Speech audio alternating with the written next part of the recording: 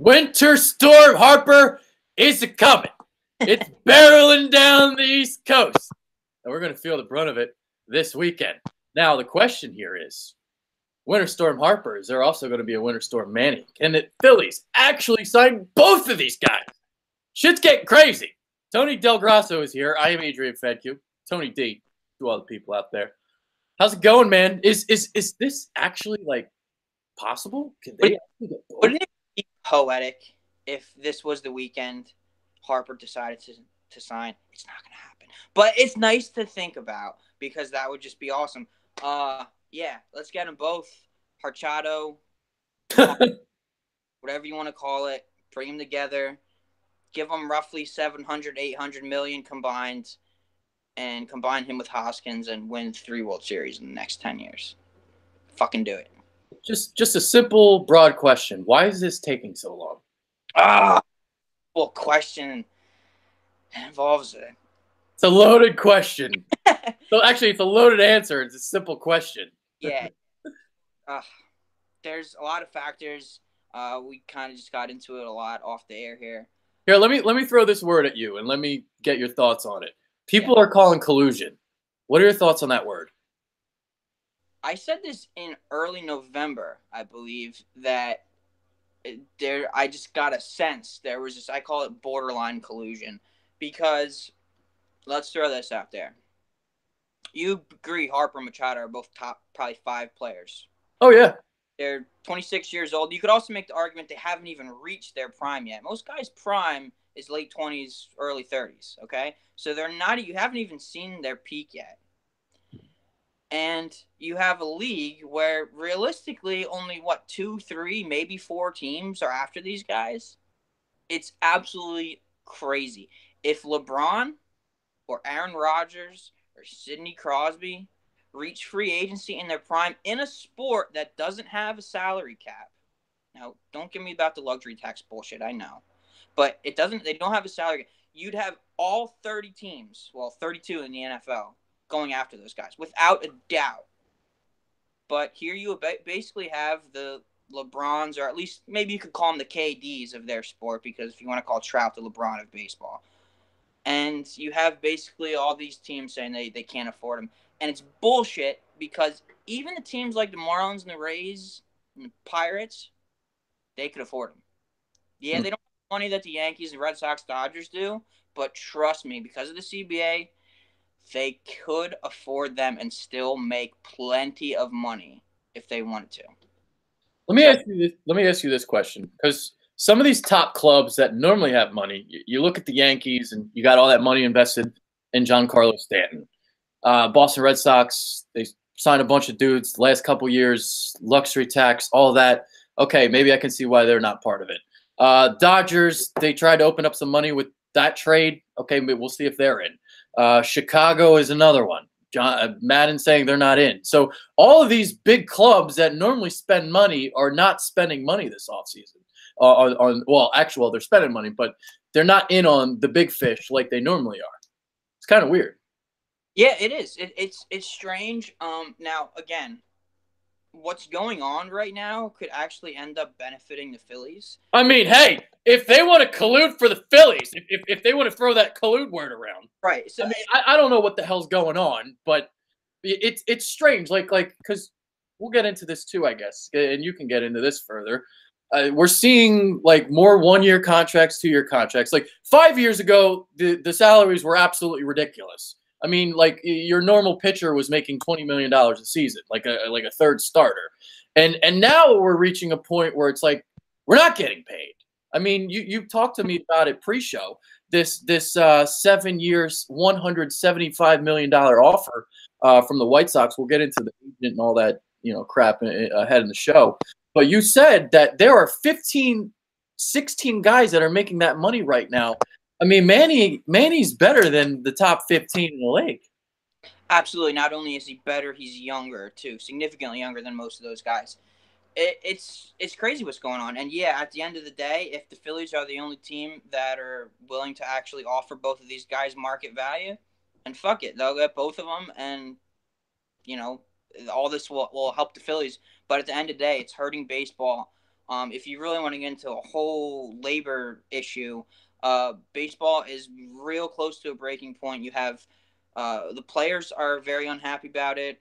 The players' union, Tony Clark, is very unhappy about it. It's not just the salaries, it's the length too. I think there's only been like 3 guys this offseason that have signed deals for 3 or more years. With Ottavino now, he just signed a 3 year, so I guess maybe 4. Kapler's on MLB Network right now too. That's why I paused it. Uh, Kapler and Harper, apparently they met together in Vegas. They got along great, and that's all you want to hear about that. I mean, I guess a lot of talk about coconut oil. Yeah, those 2 guys would definitely lift together and probably talk about weird things, whatever. Yeah, and the intensity of both guys, like there's definitely a match there. Absolutely, absolutely. So yeah, if things don't get straightened out, it's like we got into a weird point where you have these greedy billionaire owners who don't want to give the players their fair share, but on the other end of the spectrum is whole minor league players issues, and people don't realize that 97% of minor leaguers are treated very poorly. You're living like poor college kids for the most part. Only the top guys that get huge signing bonuses are living okay. So, like I said to you off air, I think they're going to have to come to some kind of an agreement where if they want to really put a cap, so to speak, on these guys' salaries, then maybe they'll have to do that, but they'll have to come to concession and treat these minor leaguers better. Because maybe that might be the only way they could rectify what's going on right now. Yeah, yeah. All right, so here's what we're going to do now. We're going to talk about Bryce Harper first, then we'll talk about Manny Machado, and that's what we'll do. All right, so $34.4 million. That is the record for average annual salary that Bryce Harper is potentially looking to break. The overall contract record is $326 million, or $325, I think it is, for Giancarlo Stanton. 326 would break the record. So, do you see Bryce Harper breaking that, or is this market, is this collusion thing, whatever the fuck this is? I don't want to use the word collusion. That's just like a fucked up word. But this, we'll just say shenanigans. Yeah. Well, is he going to get this $350 million contract? I think at the end of the day he will. This might stretch out into February, but yeah, I do think he will get it. Now, a lot of people have brought up to me the fact that that Stanton deal at 325 is a little wonky, and it isn't exactly 325. Bullshit. He has a chance to make 325 is the point. Okay, yeah. Harper is gonna want, like you said, at least 326. He probably won't get the 13 years. But I don't know. The thing is, GMs nowadays are able to get, or maybe not able, but trying to get a lot more creative with these contracts. So I mean, you look at like the Scherzer deal with the Nationals, how creative they got with that, and able to stretch his money out. There are ways to do it. And at the end of the day, I think he's gonna get like at least 350. I started this thinking he would get well over 4. I mean, I thought he would get even closer to 5. But the way it's looking now, still probably 350 to 400. Yeah, and you're looking at like 10, 12-year deal here? Yeah, I think I if I had to put a number on it right now, I would say it's going to be 10 at 369. Okay. All right, because these long contracts have obviously not worked for some of the other guys in the past. Like by the end of it, you get the star that's not in his prime anymore. But the difference here is at least Harper's like only still going to be 36, like 10 years into the contract. So you're getting the guy, like again, like you brought it up earlier in the show, you're getting 2 guys hitting their primes, like on the market, not even on their primes yet. You just never see this, and that's why it's so surprising to see the minimal amount of teams that are going after these. And that's what's so different. That's what's so unique about these guys. I know, you hear about, we could wait till next year for Arenado. I mean, you could, but again, Arenado is almost 3 years older than these guys, and he's also playing in Coors Field. Now, don't get me wrong, Arenado is an absolutely great player, but wherever he goes, his numbers aren't going to look like they did in Coors. They're going to be really fucking good, don't get me wrong, but it's why he's not in the echelon of these 2 guys. They're 26 Hall of Fame caliber players that deserve every penny that they're going to get. And I'm sorry, Nolan Arenado is not selling seats at Citizens Bank Park. That's what they're looking at here. Nobody's going to the games the last couple of years. That's why they're going after Bryce or Manny. That's the big thing here. All these other teams, like people are going to the Eagles games, people are going to the Sixers games. Okay, fuck the Flyers. But Phillies, nobody's going. Yeah, and maybe there's been some rumors that maybe the Phillies have shifted their focus from Machado to Harper. Who knows if any of that's true or not? But if they have, that could be one of the factors. They could see him as more marketable for whatever reason. I do think baseball kind of wants to make him the face of the sport. Yeah. No, he's not the best player. He's certainly up there in the top handful. And Mike Trout seems like a more low key guy. And if you put Harper in a market like Philly, all of a sudden, boom, there you go. And the thing with Harper and the hair and all that too, he's just a marketable guy. Yeah, I mean they've been pushing that marketable thing since he was drafted. I mean Trout was drafted higher, but like everyone remembers Harper. Like Trout was like the forgotten one. Right, Trout. Well, I mean, people forget Trout. Trout was a 25th overall pick. Trout is one of those guys. Yeah, Trout was. I should say Trout was the number one prospect. And no, I know. Yeah, I know you know what I meant. No, I know. But my point was, Trout really it really wasn't in his second year until people really realized, like, holy shit, this guy is in fact a better prospect than Harper. Is actually better than Harper. It was just because he grew up in South Jersey in the Northeast, and frankly, most baseball scouts just look at guys from Texas and Florida and Southern California differently than they do Northeast guys. So, if let me put it this way: if Trout had grown up in Southern California, he would have been a top 5 pick. So you always question the competition and whatnot. But yeah, I mean, we've been hearing about Harper literally since he was 14. I mean, he was on the cover of 15 or 16, I believe. So yeah, baseball has wanted him to be the face of the sport for quite some time now. Yeah. All right. So here's what you're going to do now. I'm going to hit you with some stuff that the skeptics are saying, and you're going to rebuttal. So the skeptics are like, yeah, he's only hit 35 home runs once in a season. He's never hit more than 42. He only hit 249 last year. That includes a 214 mark in the first half of the year. You can't beat the shift with that unorthodox swing. That's what the skeptics are saying. Tell them why they're fucking stupid. Can you people read a book? Wow. Where do I begin? All right. So first of all, 35 home runs a year is not good enough. That's pretty darn good. Not to mention he'll hit 40 plus every year at Citizens Bank. Yes. The batting average thing, that's beating a dead horse. If you still judge a guy off batting average, then I'm sorry, you're a fucking buffoon. Yeah, his batting average was low, but people forget he hit like 350 in the second half. Okay, he basically had a really rough first half. Yeah, he had 214 in that first half, just really bad.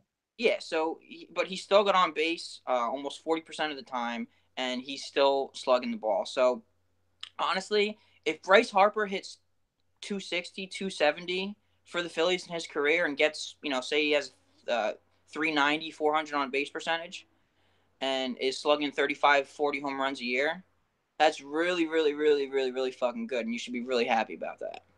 Well, here's my rebuttal to the skeptics. Over the last 4 years, Bryce Harper is third in on base, 410, fourth in OPS, 952, and fourth in OPS plus at 150. So it's like people are looking at the numbers and looking at the batting average, but when you actually look at it on base OPS, it's just fine. And we also have to, I don't know if people remember that he's been hurt 2 of the last 3 years as well. He fucked up his right shoulder back in 2016 while he was diving back at a base in Milwaukee. And from what I remember, he couldn't lift weights for the rest of the year. Yeah. He was basically the MVP of the league last year before he slipped on a base and messed up his knee, if you remember that.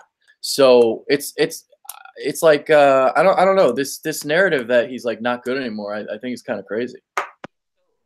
Basically, your point being he had a rough first half and part of that rough first half was because he wasn't 100%. Yeah, I mean, I can say that. You know, and also if you look at his career, his numbers that really matter have always been there at the end. But if you look at his batting average specifically, his batting average has gone. I mean, he went from like 330 to 2 something back to 330 again. So like his batting average is a little volatile, I guess you could say that. But again, he's always getting on base around 40% of the time, slugging well over 500. So that's what you're asking out of him, and that's what he's going to deliver, and that's all that matters. I've got a little thing here that I found in an article. So Kevin Long, the Nationals hitting coach, he talked about the two key adjustments that Bryce Harper made in the second half of the season. And he said he stopped trying to hit over the increased number of defensive shifts he saw. And with 2 strikes, he spread his stance further apart and eliminated his big leg kick. So those were the 2 adjustments that former hitting coach, well, I guess he's still the hitting coach of the Nationals, Kevin Long. That's what he said. Yeah, so I mean that's around the league today. There's a lot of this talk about how striking out doesn't matter, and I kind of sort of agree with that to an extent. But guys like Harper, as strong as they are, when they shorten up their swing with 2 strikes, if he so chooses, they're still plenty strong enough to slug the ball. So I feel like school is kind of what happening. I mean, you look at the Red Sox. A lot of those guys had that approach. Even Houston this past year. So, on top of all that, it's very encouraging to me that he's obviously a smart baseball player, and he's obviously sees that he has to make adjustments from time to time. Any guy who's had success at any level of baseball understands that you need to constantly make adjustments. And obviously he's done that over his first 6 seasons or first 7 seasons. And again, it's just encouraging that he does that. Yeah. So there you go. So there's like kind of our little Bryce Harper discussion, and now we kind of move on to Manny Machado. And the first thing I want to ask you is this: do you think that the Buster Olney report was correct? The 7-year, $175 million. Yes, I agree. I think it's real. Yeah, and that certainly doesn't mean that that's all they're going to offer him. I mean, again, you got to understand they're playing the game. It's cat and mouse here. Yep. Everybody's playing the game. Yep. Yeah. It's You don't believe like anything. You got to like really read between the lines if you really want to get this. Right. If the White Sox truly really want him, they know better than you and I that they're going to need to up that offer. Yeah. But there also could be, it could also be accurate that they're just giving this front that they're really trying to get him to tell their fan base, hey, we tried, we couldn't. You saw that that they signed John Jay, who's his friend. They signed Alonso, who's his brother-in-law. Yeah, they're certainly giving the perception that they're definitely 100% really trying to get him, and deep down I do. But again, that's kind of just how these negotiations work. You lowball, they highball, back and forth, back and forth, back and forth, blah, blah, blah, until all of a sudden spring training is about to start and they realize they need to fucking sign. I'll tell you what, if you signed my brother-in-law, I wouldn't want to play. Yeah. I'm going to say, well, that's 100% accurate with one of my brother-in-laws. The other brother-in-law I'd be fine with. But So that's one of those instances where it actually might hurt the White Sox. I can't stand to be around one of my brother-in-laws for more than about 5 consecutive minutes, so I couldn't imagine 102 game season. Oh man, yeah. So that's was the big thing yesterday. Buster Olney reported that, and then there was the rebuttal from the agent. So Machado's agent, who is, let's see, what's his name? Alonso. Don Lozano. And all right, so the other one in this is Bob Nightingale. We'll get into Bob Nightingale in a second too, because he's another one. I have known Bob Nightingale and Buster Olney for many years, and have always had a good professional relationship with both. But their recent reporting, like many other rumors in the past several months, have been inaccurate and reckless when it comes to Manny Machado. I don't know if their sources are blatantly violating the collective bargaining agreement by intentionally misleading them to try and affect negotiations through the public, or are just flat out lying to them for other reasons. But the truth is that their reports on the details of the White Sox level of interest in Manny are completely wrong.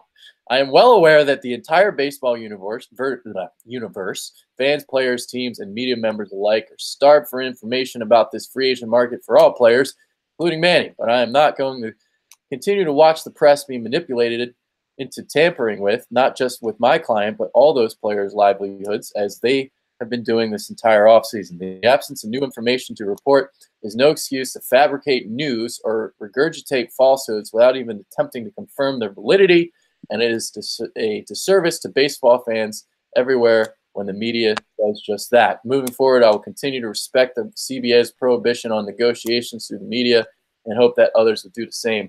So what are your thoughts on that comment from Dan Lozano? I mean, trying to drive Bryce up a little bit? Yeah, exactly. What else would he possibly have said? I mean, he could have shortened that whole, however long that was, into basically saying, there's bigger offers out there. Fuck off. Everybody knows it. And realistically, I mean, I don't know if he actually has an offer for more than that on the table right now. But again, like we just said, certainly the Phillies are going to offer more than that. And at the end of the day, the White Sox are probably going to offer more than that too. So yeah. I do expect Machado to probably get at least 300. I'm kind of finally sort of starting to back off. I fully believe that both of them would get more than Stanton because both of them, like I've said, are younger and better and deserve more than Stanton. But I don't know if that's going to happen anymore. Well, the White Sox are trying to do the whole JD Martinez thing that the Red Sox did last year. Right. That, there's basically no market. I'll ask you this question, too. Is it possible that Manny Machado would take a one-year deal and test it out again next summer or next offseason? I mean, considering his age, it wouldn't be the craziest thing in the world. If a team, I mean, fuck it, say a team offers him $60 million to play this year. Yeah. And then on top of it, if it's true that deep down he really, really, really wants to play for the Yankees, come next year, that might be much more of a possibility, considering whatever will happen with Tulowitzki and Gregorius, and they're two younger guys too. Yeah, so. I throw that out there because, like, if this report is true and the 175 million, and like he's not going to make more than say 200 million, if I were him, that might be something I'd consider. Take a 1 year, like $35 million contract or something from somebody, 40 million, whatever it is, and just tack it again next year. Because Harper's preventing him from getting the big payday too. Right. So I don't think that's a crazy idea. I would have thought that was crazy a few months ago, but again, but not now. Yeah, if you're willing to bet on yourself, like I'm, a guy like Machado, I'm sure would.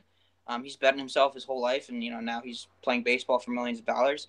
So, no, it's not a crazy idea. What's really sad about it is the fact that we've gotten to this point, and if that were to happen, then you really, really have. I mean, we're this close to having a labor war as it is. If Manny Machado signs for 1 year, or if Harper signs for 1 year, then it's going to be World War III when it comes to World War III. It's we're talking about all these like reporters. We talked about Buster Olney a little bit, and Bob Nightingale. I don't know if anybody really knows what's going on because every reporter is saying something different.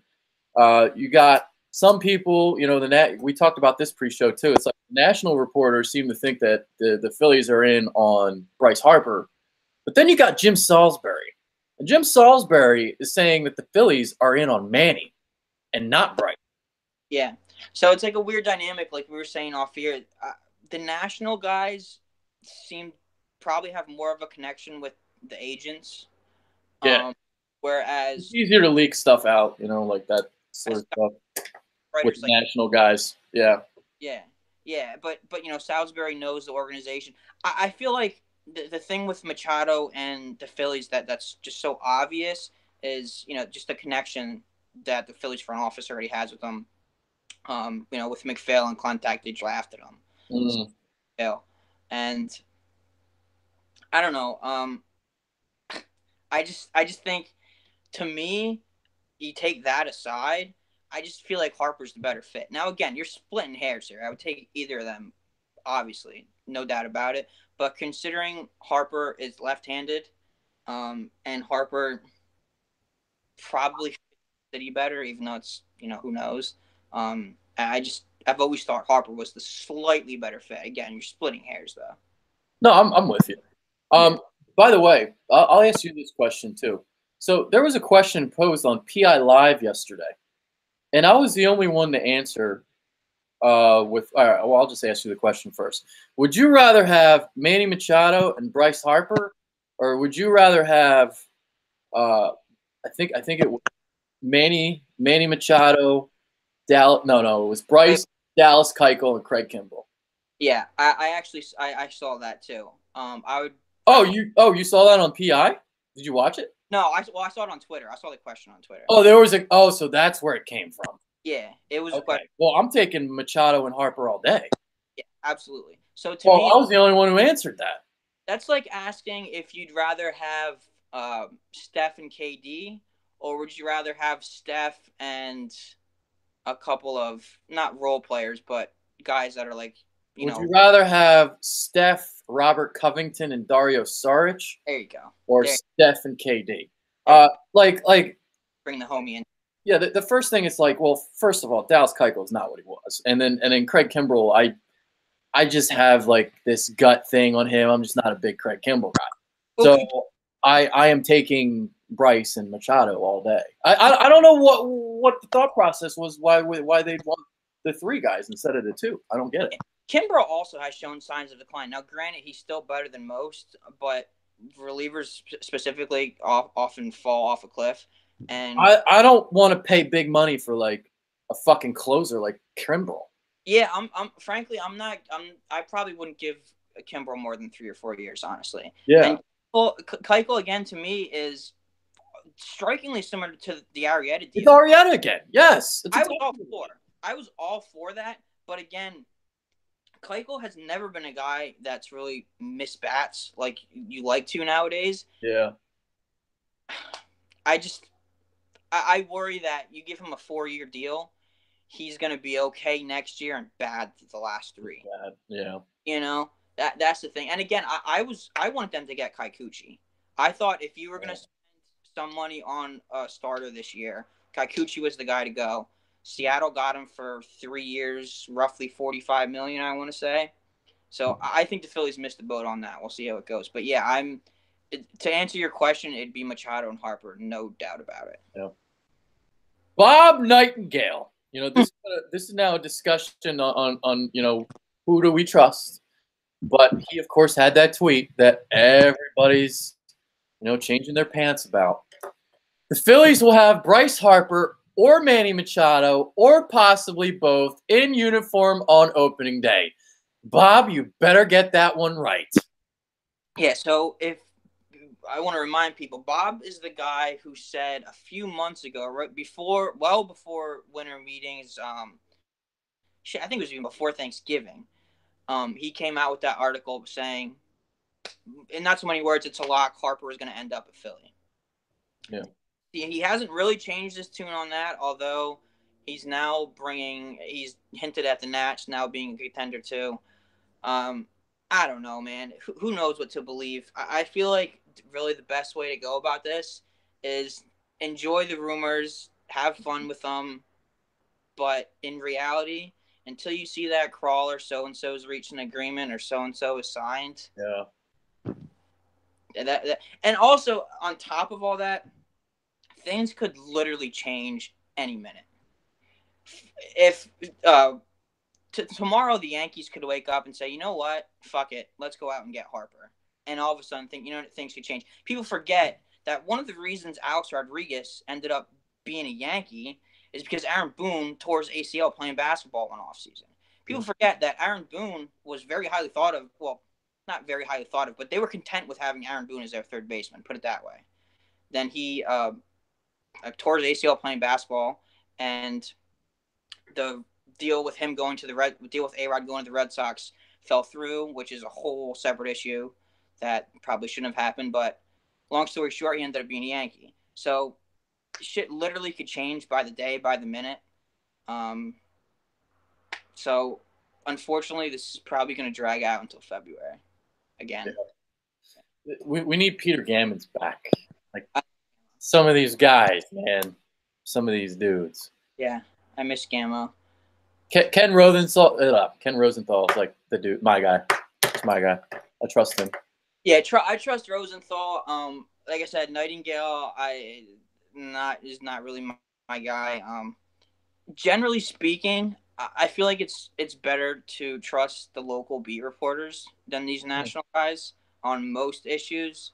That's why I'm not liking like what Salisbury's saying about this fucking wanting them rather get Manny than Bryce. I want Bryce like 100 yeah, times. and Salisbury has said that all along. Yeah. It's I don't know. It is what it is. I don't think. Let me say this. I don't think any of those guys that we just mentioned, just blatantly make shit up, and I don't think they're throwing shit at the wall either.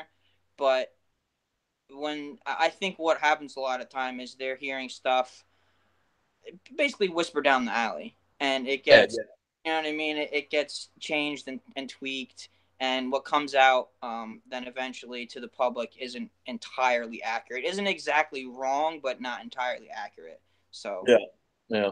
It's like just kind of putting the pieces together and being like, well, yeah, the Phillies are most likely going to get one of the two. So let me just fucking say it. And the way this is going, and I hope Major League Baseball recognizes this. This is not good for Major League Baseball. Completely disregarding the fact that these guys are getting lowballed and all that stuff. Just the fact that the Major League Baseball season off season drags out like this is not good. I mean, look at the NBA and NFL kick Major League Baseball's ass when it comes to the off season. Yeah. Like, I mean, both of those, you circle those dates in your calendars. You're looking forward to that. Shit happens in the first couple weeks, first couple days. It's just interesting, exciting. It's a thing, fans actually look forward to. And baseball, it's like week to week. Nothing. The winter meetings happen. Nothing. It's just God. What they need to do, and who was it? One of the ex GMs brought this up on MLB Network a while ago. They should put a deadline, because you give guys deadlines, and human nature, you have to get shit done.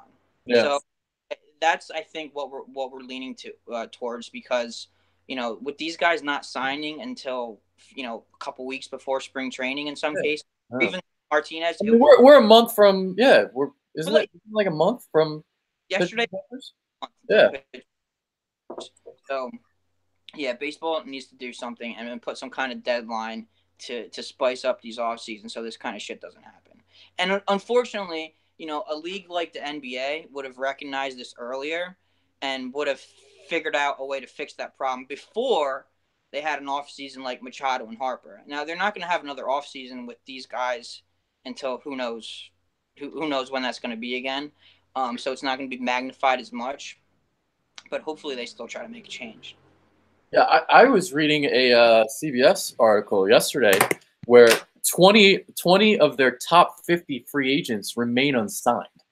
Yeah. It's like, wow. And again, imagine that happening in the NBA or the NFL. And again, those are leagues where you have a real salary cap. Yeah. So it's just like, what the fuck? What are the chances that they get both? Huh. So I'll say like 25%. Yeah, I'll stick with what I said yesterday. I would say there's like at least 85% chance that they get one of them. And at this point, I'm going to say like 30% chance that they end up with two. Because like I said before, if in fact the Phillies are the only team out there willing to give these guys what they deserve, which is at least 300 plus, then yeah, I mean, Machado's not going to walk away from an extra $50 million just because, which is at least 300 plus. My thing's. Can you hear me? Yeah, you're good. Yeah, my thing just went out. But yeah, so I would say I'll give it like 30% chance to end up with both. Okay. All right. So here's what we're gonna do now. We're gonna just take a couple questions and we'll get out of here. I was not thinking that this show was gonna last this long.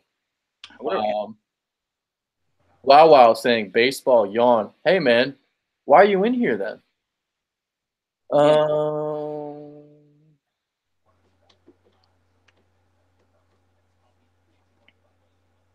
Um, somebody's asking what we're talking about. Philly sports reports: Yankees will get Machado. Something weird will happen with Harper. Dude, I don't know why you're saying what are we talking about? I'm a lot smarter than you, pal. Like, Yeah. seriously.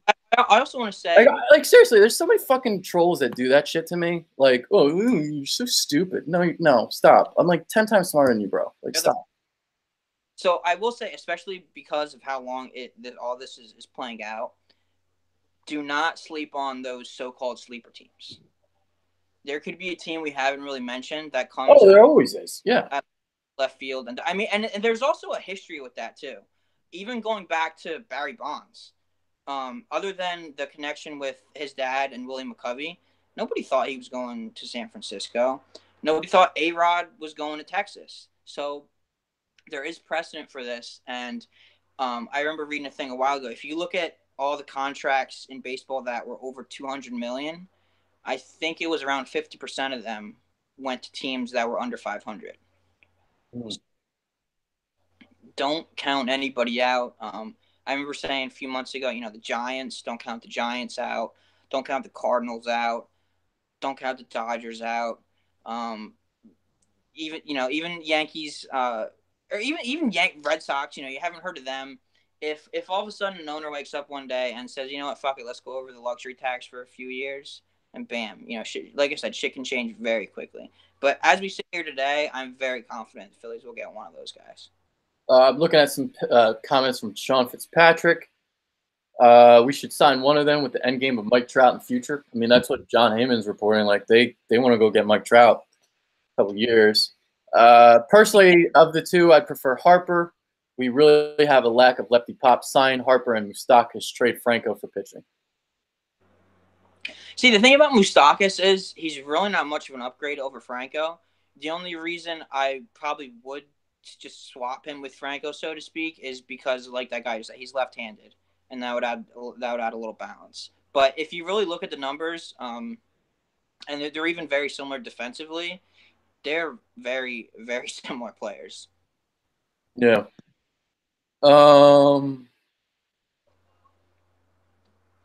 Let's see. Maybe one of the two will be signed by the time you're done, says Adam Matos. Probably. Hey.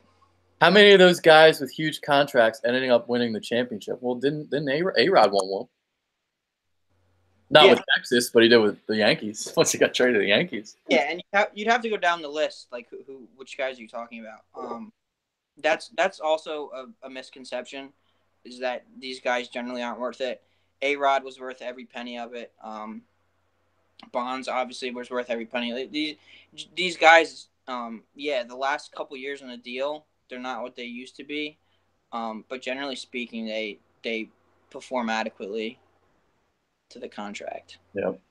Zook416B says, Fed, you are clearly smart, especially at PI. I appreciate the love. There we go. So somebody just comment. Yeah, no, but honestly though, like dude, it's so funny. It's like I'll get trolls like that who just like think they're just gonna outsmart. No, just not possible. It's not. Sorry. Can I shout out to Keisha? I didn't tell you. She texted me the other day. Oh no. Oh no. Well, a while ago. One of our residential bitter bird stalkers, Keisha. Somehow got my number. I'm still terrified about that. I think she said Merry Christmas or something. Dude, we may actually have more stalkers than trolls, to believe it or not. Weird, man. Why do so many girls think we're hot? We're not. No, it's how people could just get your cell phone number. Like, yeah, that's weird. I don't know how she got your cell phone number. That's just weird. Yeah. Keisha. What up, Keisha? Let's just not talk about it. Zook Dude, yeah, you're the man. I appreciate that. Isha. Appreciate that. Yeah, Keisha's got to chill. Dude, she was hitting you up like every day, man. That's just weird. All right. Pictures. Wait, what's that? She was sending pictures. Nudes? No. Well, then why is she sending pictures? I showed you, didn't I? Actually, yeah, you did. Yeah, you did. All right. You got final thoughts? Any closing remarks? Not really. Hang tight. Stay warm this weekend. Don't do anything stupid. I don't have anything. Yeah, don't do anything stupid. Yeah, that's dude. Like it's supposed to be big storm. Bryce is coming to Philly. Isn't that weird though? That how crazy? Yeah, it's crazy. So weird. Yeah. Oh, I meant to put the PI picture as our well, I'm gonna do it after the show, but we got like a little tracker, weather tracker, for a Bryce Harper picture. So okay, yeah. I'm gonna put that up. It's kind of funny. It's up on my Twitter. You can see it. Cool. A little cool little thing. All right, that's it. We're done. I don't have a final thought. I'm done. I got nothing. That's the longest Philly show we've ever done, by the way. Yeah. I actually paused it when Kapler came on, and now the pause ran up. Dude, we just did a 40 minutes Philly show. Congratulations to us. In the middle of January. Fuck yeah. Yeah. Adam Matos says, hey, I'm just your Facebook friend, not a stalker.